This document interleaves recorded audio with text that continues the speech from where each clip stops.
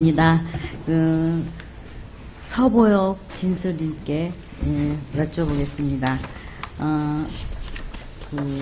먼저 국가인권위원회, 통일부, 통일연구원 등 다른 기관의 업무와 중복되는 업무를 수행하는 북한인권재단 설립은 불필요하다고 생각합니다. 북한인권재단 설립의 문제점에 대해서 자세히 좀 답변해 주시고요.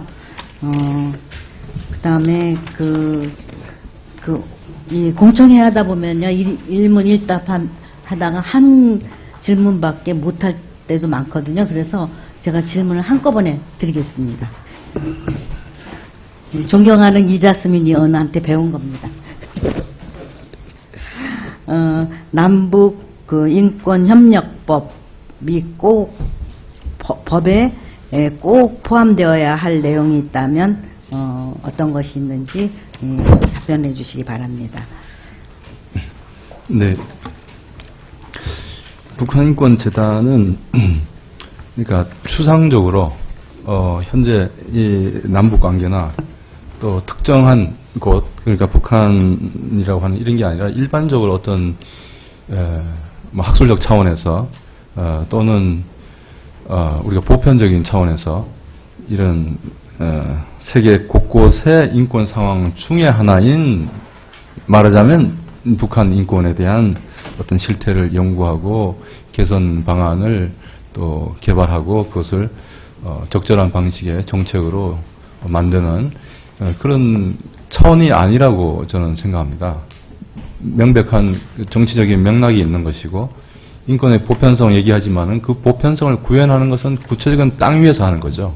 그러니까 우리가 북한 인권을 얘기할 때는 우리 북한이 놓여져 있는 인권 상황, 그리고 또 북한이 인권 개선할 하지 못해왔던 이유, 또 하기 위해서는 어떤 조건이 필요하냐, 그것과 관련해서 우리가 할 수 있는 것은 일방적 방법도 있고 양자적 방법도 있고 국제적 다자적 방법도 있습니다. 그 중에서 북한인권법은 말하자면 새누리당 의원들께서 제가 볼 때는 좀 일방적 주장의 그런 어떤 그 타입에 가깝고, 또 이 민주당 쪽은 북한의 반응 이런 것들도 중요하니까 좀 양자적 방식에 어떻게 해나갈 건 이렇게 좀 생각을 하는데, 그런 입장의 차이가 있다고 봅니다. 그래서 저는 현재 남북 관계뿐만 아니라 북한인권재단이 기존의 국민 예산으로 지금 하고 있는 국책연구소나 해당 부처에서 하고 있는 연구 실태 조사 사업과 중복된다는 점 하나 들고, 또 그 부분을 과연 아까 다른 분께서 얘기하셨는데 빼고 새로운 게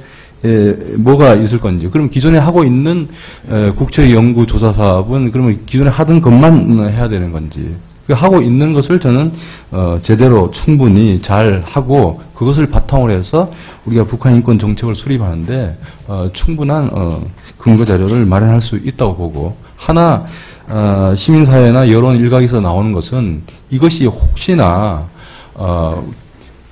주어진 상황에서 남한 정부의 대북 인권 정책을 수행해 나감에 있어서 특정한 어떤 정치적 성향을 드러내면서 국내 북한 인권과 관련된 특정한 부류의 그룹을 지원하는 그런 어떤 정치적인 협력 관계를 행사하는데 이것이 오용될 우려도 현실적으로 없지 않다. 또 그런 사례가 사실 가끔씩 있어 왔고요. 그런 점까지도 지적이 되고 있는 걸로 알고 있습니다.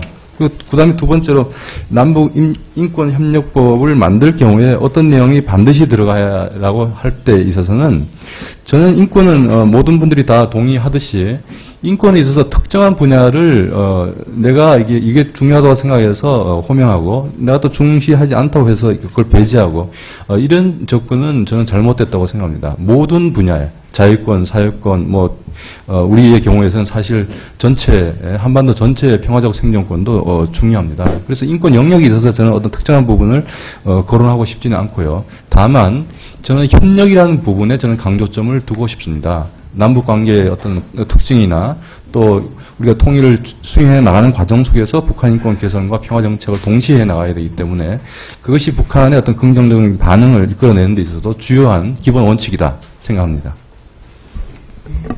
그러면 다음에는 김기옥 교수님께 네, 여쭤보겠습니다. 2004년, 2006년 제정된 미국과 일본의 북한 인권법이 우리에게 준 교훈이 있다면 말씀해 주시기 바랍니다. 네.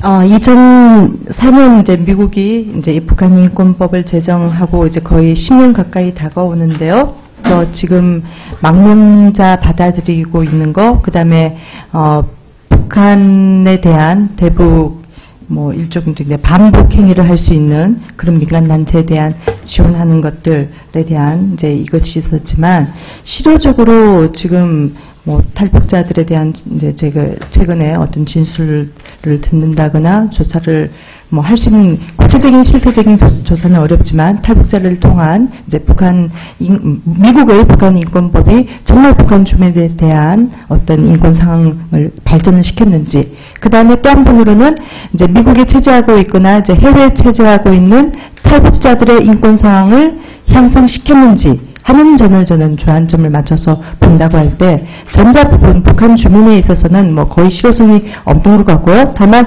그러니까 미국이 이제 지원하는 이제 대북 이제 반북 단체들에 대한 지원은 분명히 되고 있는 걸로 알고 있습니다. 그러나 이제 2008년 이후로는 우리 한국에 있는 많은 이제 북한 관련한 민주화 단체, 여기 김영순 의원님도 계시지만 을 비롯해서 여러 단체들을 보면 오히려 미국의 내부의 지원보다는 실질적으로 우리 정부의 지원을 더 받기를 선호하고 있고 실질적인 지원 내용이나 방식도 바뀐 걸로 알고 있습니다. 그래서 미국의 그런 게 지금 이제 연간 뭐 200만 불 쓰는 것을 400만 불 올린다고 해도 그동안의 어떤 실효성이 있는 어떤 보고서를 저는 본 적이 없습니다. 여기까지 얘기해도 되겠습니까? 네. 네, 임재민 의원님 수고하셨습니다.